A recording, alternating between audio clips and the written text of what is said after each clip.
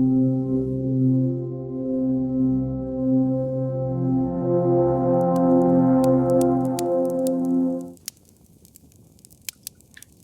hey there, sugar. Come sit yourself down. Tonight's story is one of memory and marrow, and things that linger longer than we expect. Let me pour you a cup of tonight's tea. It's floral, a little earthy, with a chill deep down, like you've stepped into shade that wasn't there before. Some spirits rest peacefully near their kin, others keep watch. Tonight's tale takes us to the hills of East Tennessee, where old graves whisper, and sometimes they even look back. It's time again for Granny B's bedtime story, where not every visitor leaves through the front gate. It was about 20 years ago now, maybe more, when my cousin Diane and I made the drive up to East Tennessee, up near Knoxville. Mountain air, big sky, the kind of country where the dead have names carved in stone older than some towns. We were going up for a funeral. Her nephew had passed sudden, and the service was held up at the old family cemetery, tucked up on a hill surrounded by woods and thyme. After the burial, we didn't linger. Too many folks around, too many memories. We went back to town for the night. But the next morning, Diane woke up with something heavy on her heart. I need to put fresh flowers on Daddy and Mama's graves.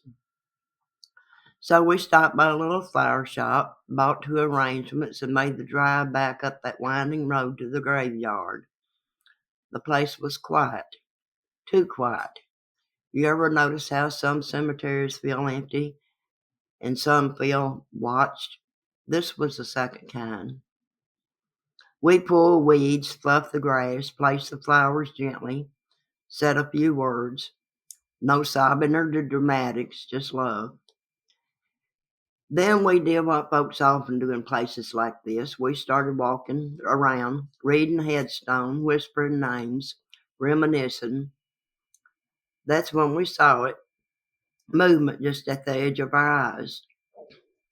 We looked up and saw a man about 50 feet away standing still among the stones. At first we didn't think much about it. He could have been a groundskeeper or another family visitor. But then we noticed he was wearing a top hat and a long frock coat. And baby, it was midsummer. No breeze, no shade, and this man was dressed like he'd stepped out of 1870.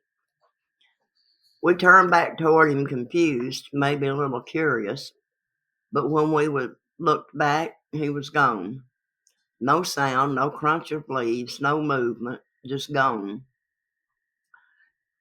He was gone like a breath of cold air that disappears.